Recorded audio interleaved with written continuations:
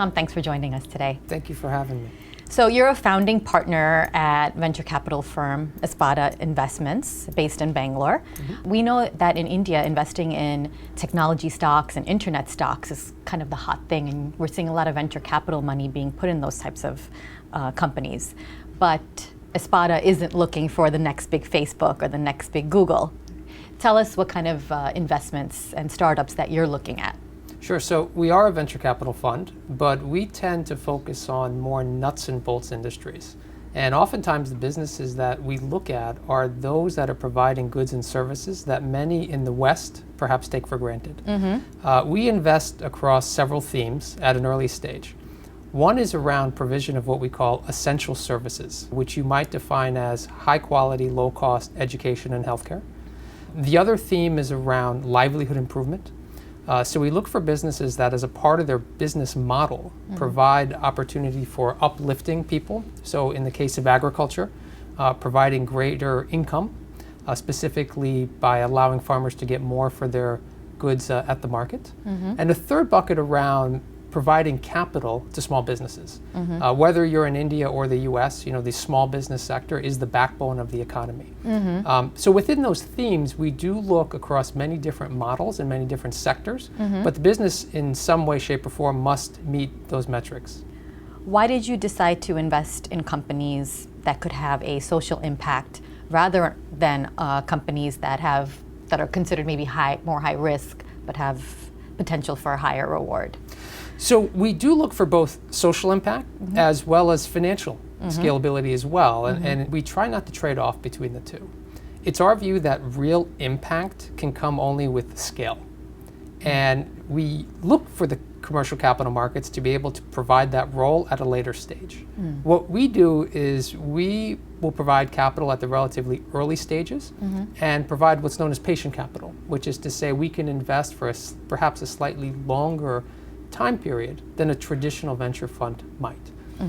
Why we look at these spaces in India particularly, if you look across sectors in India, whether it is healthcare, whether it is agriculture, whether it is logistics, India in many cases is a laggard in terms of availability of hospital beds, learning outcomes, productivity on the part of agriculture. And so we see wide open white spaces for entrepreneurs to be able to fill with the right kind of capital, because we believe it's important for India's further growth.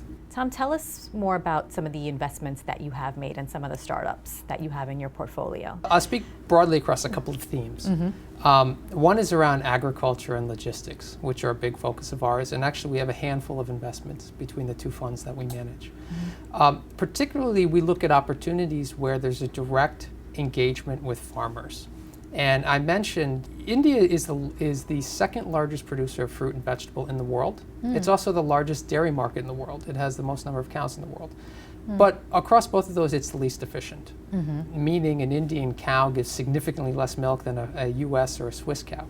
So there are opportunities there to, if you can get marginally more out of the ground, whether you're growing potatoes or cauliflower, or if you can get a couple of additional liters of milk out of the cow, you can significantly improve a farmer's livelihood. For us, the interesting opportunity there is how do you actually get the vegetables or the milk from the farm gate to the end consumer?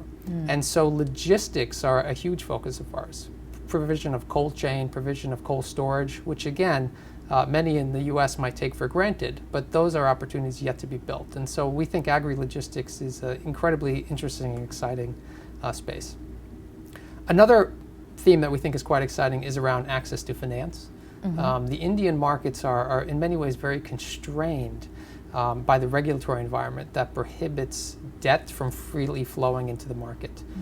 We see very interesting takes on non-traditional banking models that can use additional forms of data to assess credit quality. Right, and so in the U.S. it's fairly straightforward. You might have a FICO score, you might have clean access to a title, or your house or your mortgage. It may be fairly easy to understand what your actual assets are and lend against that. It's much more difficult in India, especially for small business that may not have a clean title, that may not have the same kinds of records and accounting and bookkeeping.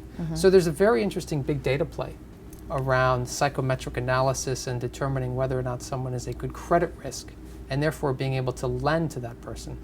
What are some interesting companies that you're investing in? So we have a company called Thinklink Supply Chain Services, which is based in New Delhi and has been operating for several years as an advisory in the logistics and supply chain space.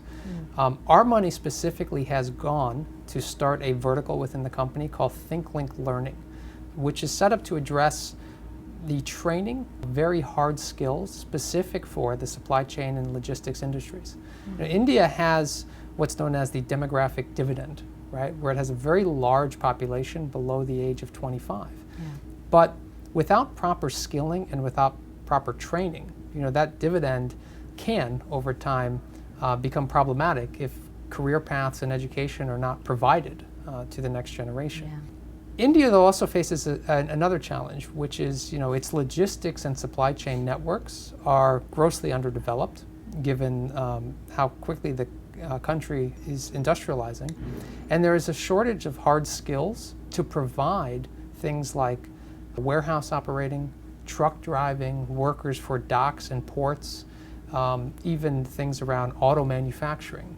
The example I like to give is one of our clients is a very large, well-known automaker based in Germany that actually brings forklift drivers from Germany to India to drive forklifts, simply because there is not a supply of talent to operate sophisticated machinery. And what's happening is, in India, as e-commerce is taking off, as real estate prices are increasing and warehouses are going vertical, it requires different sets of skills that simply are not available. So we have a division within the company that's actually focused on working with large multinational as well as domestic industrial houses to train a workforce and create career paths for people in these industries, and therefore be able to continue to build out the talent pool and keep up with India's growth. Tell us about some of the successes that have come out of this and from some of the other companies that you've invested in as well. In this case, we've been able to train, numerous people for more blue-collar vocational jobs, as well as creating middle management career paths. We do have a program called Earn While You Learn, where we will tie up with a large company, provide skills, and let that person also learn on the job as well. And again, this is vocational training in India is an area that gets a lot of attention from the government. There are programs in place, but it's also been very tricky to fund as well, because there has not been a lot of acceptance in many cases of corporations to pay for this kind of training without knowing that the employee will stay and that there's an outcome. Again, we operate across numerous sectors. Another area that's of special interest to us is around small business financing. We actually have two companies we've invested in this sector. One is very interesting, and it's called Merchant Cash Advance, but in India it is fairly nascent. And what we do in that company is, when you have a small business that may not have a clear title or may not have a lot of collateral, it becomes very difficult to assess that entrepreneur. One way to do it is to lend against a future revenue stream. And in our case, we lend against future credit card receivables. So assuming that the entrepreneur has what's known as a POS, which is a credit card swipe terminal, we can diligence how much the daily sales should be and lend a percentage of his future sales against it, and have a loan that's repaid back over time, right, which is known as a royalty share.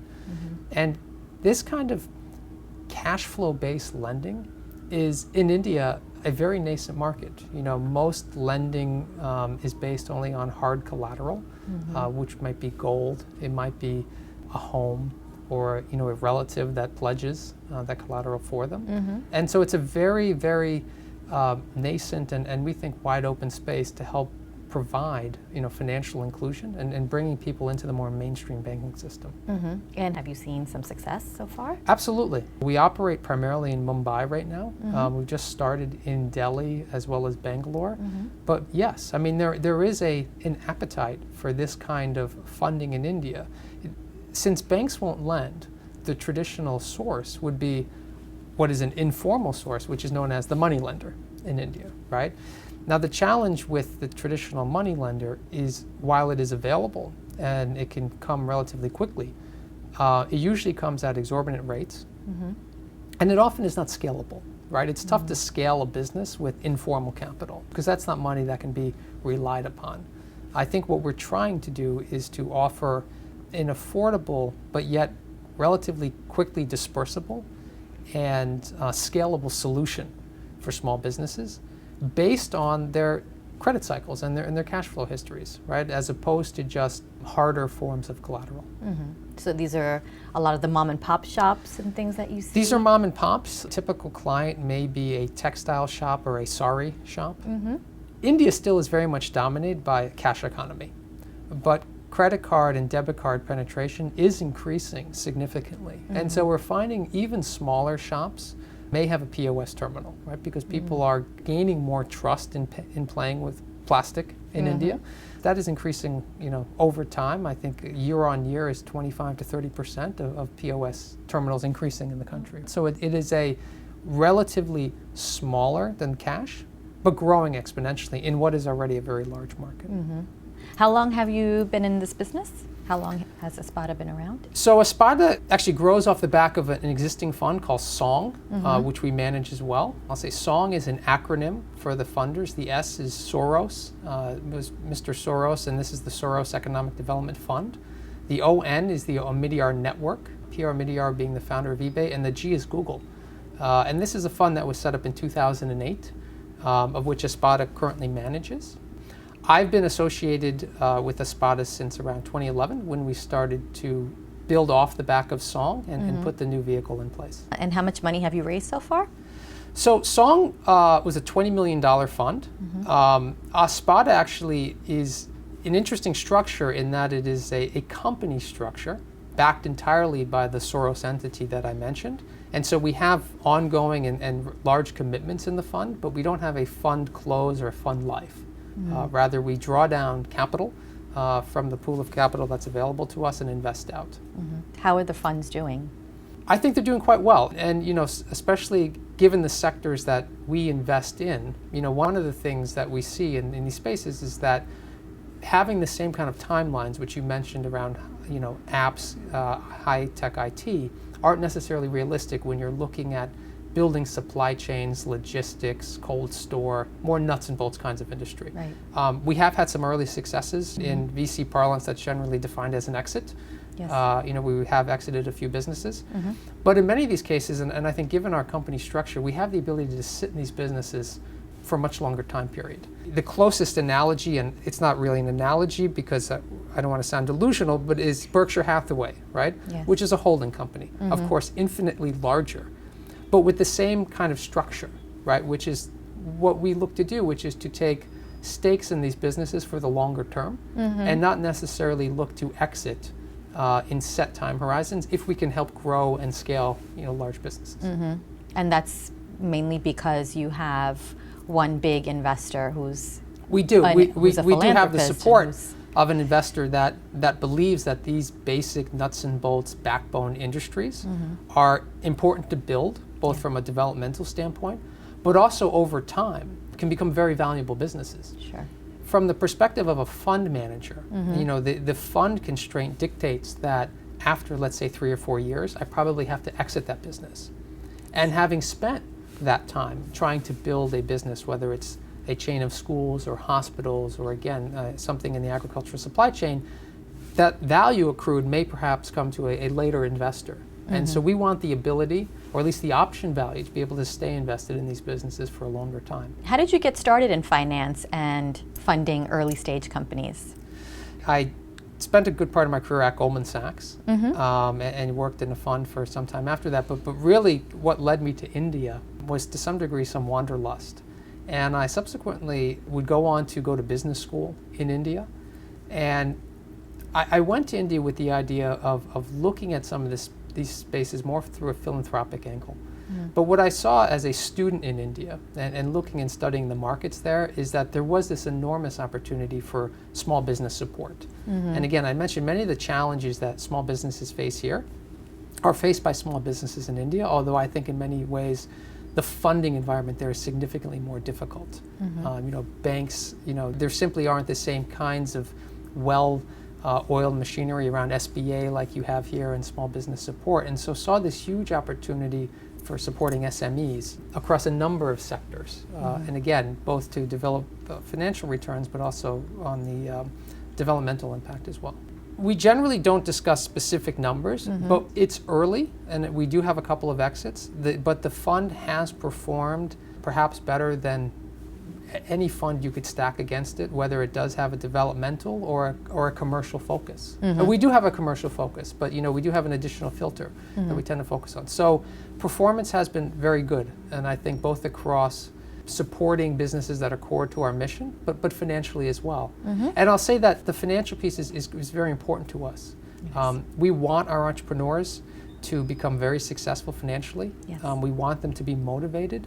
And again, we think that if you really want to have big scale and you really want to build hospitals, you want to build schools, you want to put the trucking and facility and lines in place, that money really will only come from commercial capital investors, right? And there's a tremendous amount of commercial capital in this world. Our desire is to embrace it. Sure. And find ways to bring these businesses up to the stage where they can take much larger rounds of financing than we provide. How many companies have you invested in total? So Song made a total of 4 investments. We have announced 5 and have 2 that will be announced relatively soon. Again, across education, healthcare, cold chain trucking. We have 2 businesses that lend, again, with a fair amount of sophisticated algorithm in the business to small businesses, as well as in fresh fruits and vegetables, both. You're from the US, yes. You were born here, raised here, you worked here. Why did you decide to start this business in India?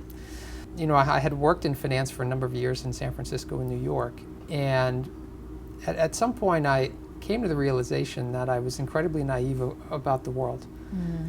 And I put on a backpack in late 2004, early 2005, and I set off to Asia and spent a fair amount of time traveling throughout China, Southeast Asia, across Mongolia, Russia, and finally got to India, where I spent about 8 months riding the rails all through the country, and was fascinated both personally as well as professionally, and saw, I think, a tremendous amount of opportunity at this stage of my life looking at microfinance. But decided it was a place I wanted to come back to.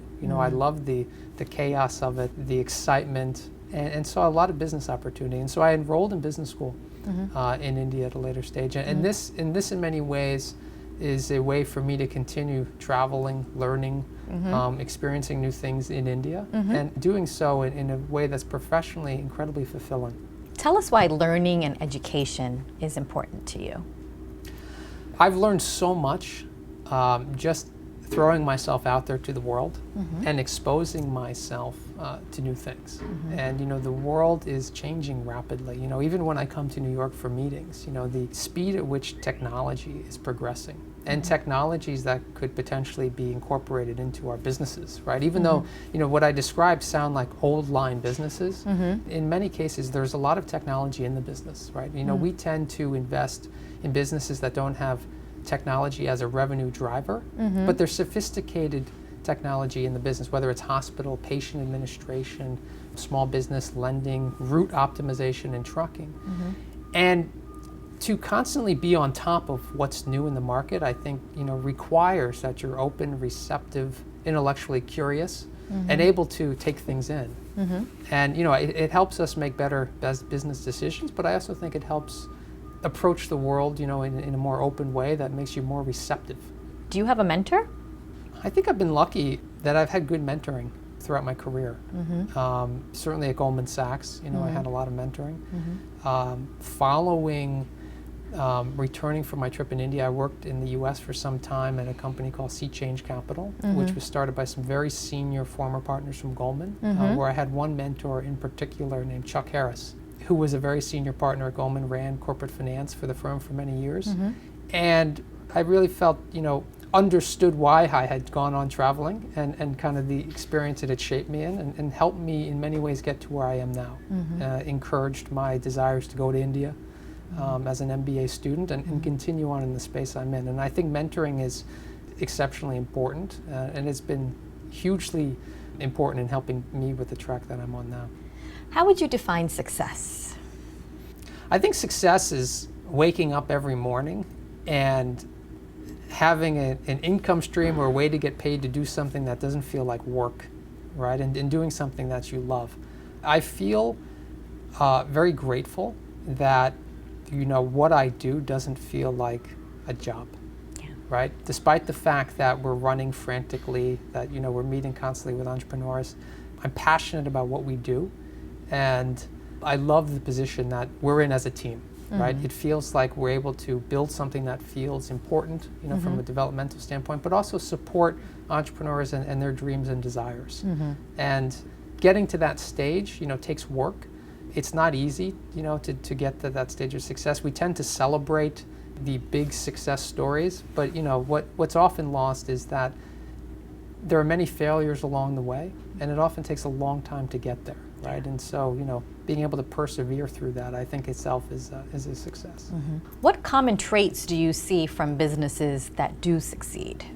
So let me speak in India, and specifically in the sectors that we focus on, which tend to be more old line, right, in some ways. We tend not to take a lot of technology risk in the business, meaning I don't know how to assess the next app or gaming application. We take execution risk, right? Which is to say, if you look at a company in the agricultural supply chain, or you look at someone who's building hospitals or schools, we're taking a bet on that entrepreneur to be able to continue to do more of what they're doing in greater scale.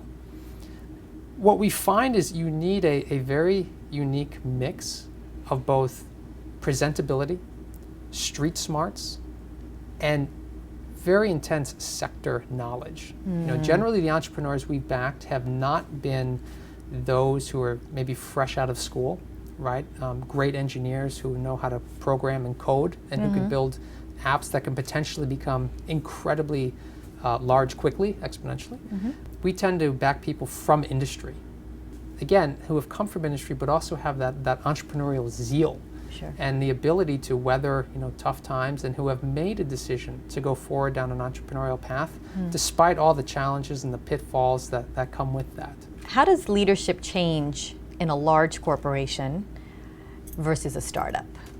I think it's a very different mindset, which is why finding the right kind of entrepreneur and the right mix of both sector expertise and leadership ability, coupled with the ability to roll up one's sleeves and become an entrepreneur and work for a lot less and put life and family on hold is a very rare breed.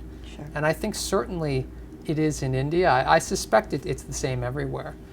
Coming from a large organization where you're tasked to do a job, and oftentimes your job description is well known, and going into what's an incredibly ambiguous environment, I think can be very difficult. And certainly we've seen several people from industry try their hand in entrepreneurship. Oftentimes it may not be successful, right? Because you come with a certain set of preconceived notions, and having to do everything on your own from day one comes as a shock, right? While also focusing on the business. And so it takes a mindset that I sometimes find that the older you get at it, the tougher it becomes to do so, which is why I encourage people to take the entrepreneurial plunge sooner rather than later. Yeah, and in India it definitely is much more difficult. There's a lot more social pressure, and there is a mindset where you graduate and you go work for a big company. Absolutely. Entrepreneurship in India is changing rapidly, but has often been a luxury, right? Yes. In India you don't have the same social safety nets that you do here. Right? And if you've studied your entire life and you've gotten to the great engineering school in India, the thought that you might step out of line and go do something else is horrifying, not only to you but also your family, right? We are seeing, I think, as India becomes wealthier, as there are more proxies of very successful entrepreneurs in India, families becoming more accepting of entrepreneurship as a career path. But certainly, there are a lot of societal pressures that I think hinder, full-blown entrepreneurship. Sure. What successes can come from a company that has failed? I'll say all of our entrepreneurs, and we feel good about our portfolio, but It's disingenuous to say that the model we're funding now, in some cases, is the same exact model that we funded when we went in, right? I think, oftentimes, entrepreneurs and investors use this word of pivoting, right? Which is to say, you figure it out, you back the right team with the right horsepower and the right DNA, and you know that this team will figure it out. And in some cases, the business we fund, which we feel very good about right now, looked very differently when our initial money has gone in. So I think, you become significantly smarter about the sectors you're operating in. You learn a lot of the nuance in some of these spaces, right? If you look at things like, agriculture, where, you have the Mandi system, right? And you're trying to do direct integration from a farm gate to an end consumer, which, has 7 or 8 steps in India. These are all incredibly complex, even for people that have been in industry a long time, right? And so I think ultimately failing along the way and failing early is important, and can ultimately lead to a much more successful, larger business at the end. How do you hire the best people for your company? What is it that you're looking for? For us as a fund, I think it's a rare breed, a rare mix of people, that I described. There's an optimal entrepreneur. I think for us, it's a combination of both analytical prowess and certainly deal judgment and smarts, but that also has to be coupled with a desire to work in fairly far-flung locations. We're not a large private equity firm, for example, where it's necessarily a spreadsheet game, right? And we may sit in a large city and it's more about the numbers. We actually have to go out and find these entrepreneurs in many cases. And in our businesses, even if they may be headquartered in a city in India, we operate across many, many states in India, and often in very remote locations. We have eye care hospitals across the state of Uttar Pradesh, and Haryana, Gujarat, and MP, which are fairly rural in many cases. So you need somebody who can get on the ground and go to these rural places and be okay with not having electricity and water. Absolutely. We need people who want a finance job, but more so are comfortable in stepping out of their comfort zone and going into places in India where they might not speak the language. I mean, there are many regional dialects in India, and even within the states, customs and norms can be quite different. And so people who are comfortable in that environment, again, coupled with, the desire to be in venture, I think, again, is a unique mix of skills. What would you say makes a great entrepreneur? I think grit is important. And again, especially in these kinds of execution businesses that we're in, because they are challenging. And in India, they're a challenge. We speak about the finance challenge, but even basic things that an entrepreneur here may take for granted. Availability of water, right? Availability of electricity if you're running a mill, right? Kerosene is a huge cost for many entrepreneurs in India, just because they have to keep generators going. Fairly archaic laws around hiring, right? And bringing employees on, and subsequently letting them go, perhaps, if it doesn't work out. So there are many, many unanticipated challenges, I think, to being an entrepreneur in India. I think the ability to persevere and stay very focused on the mission at hand is often easier said than done. But for those that have the ability to weather that, I think ultimately will be and can be successful. What are some challenges that entrepreneurs face today? If I look at the U.S., right, we're very focused on India, but I see such loose money, and perhaps this isn't fair to the Valley funds, being thrown at businesses. Perhaps justified, perhaps not. But I think raising too much money too soon can potentially be detrimental. If I look at our businesses, we're invested in companies we think can become very large businesses over time. But the way we invest is on an as-needed basis, right? If you give these companies too much money over time, and these are decisions made with the entrepreneur, right? It's not us holding back capital, but it can lead to suboptimal decisions. And I think that's very important in the sectors we are in, because if you look at a chain of hospitals, for instance, right, you need to be very focused on getting to profitability at each unit, as opposed to necessarily building scale and having lots of operations that raise money, but that are in many locations. So I think being very measured in growth and how you think about growing and being very deliberate, even though everyone else is trying to tell you to grow quickly, grow fast, is a balance that investors and entrepreneurs need to make. And I think a huge challenge in many respects, especially when the business is hot and people want to put money into it.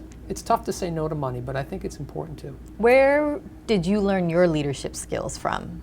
I think it's a culmination of a professional background. I had good early training at a place like Goldman Sachs, but I've learned a lot about what I do now, a lot about life, just from my travels. And spending about a year and a half, traveling Asia more broadly, and then about 8 months in India, you pick up a lot of life skills that I think, in some ways, are only learned on the road, and learned, putting yourself in situations that are potentially uncomfortable, and trying to find a way out of them.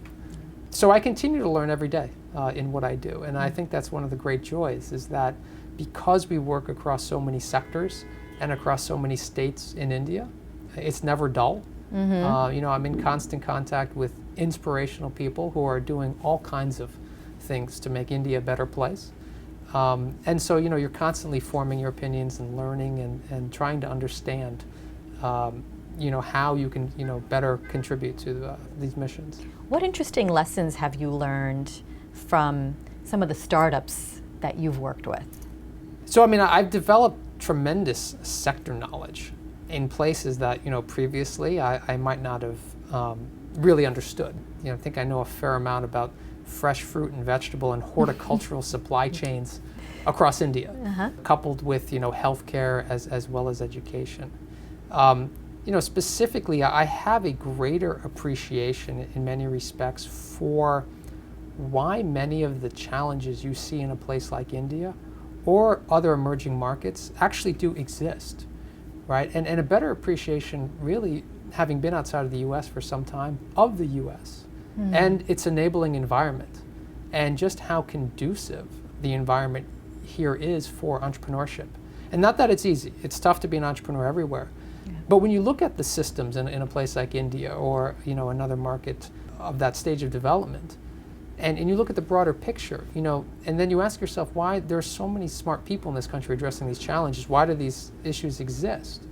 It's a great appreciation for, I think, what I grew up with here and what we have. And I think I truly do, because I have reference points now, understand the U.S. much more, being able to look from a different perch back in and see what works and what doesn't. What advice would you give to budding entrepreneurs and small business owners? Figure out what it is you want to be, right? A traditional small business doesn't necessarily need to be the world-changing Facebook or LinkedIn or something that achieves global scale. There are plenty of businesses that can provide a good livelihood or generate some sort of success without necessarily having to swing for the fences, right? And so venture capital is not the right tool for everyone. In fact, it's an incredibly selective asset class that only lends itself in many ways to businesses with certain characteristics. So one is actually defining who you are and what you want to do, and whether or not you need to even raise money, right, or can self-finance. I think the second is I think universally, whether you're here or in India, is to just make sure that you have the staying power to actually stick with it. Because, again, I think it's very rare someone who's successful will tell you that, they've gotten everything right, since the day they were born, right? Every business I've seen, including those we've invested in, have pivoted to some degree. Business plans that have come our way that we've invested in have looked very differently by the time we actually end up doing the deal. And so I think, being open to listening to great mentors, to what the market is saying, is important, right? You have to have conviction in what you're doing. But if enough smart people tell you that what you're doing probably should be done perhaps differently, you should listen. What's been the most important lesson you've learned in your career so far? I've had to relearn a lot of things in many respects, right?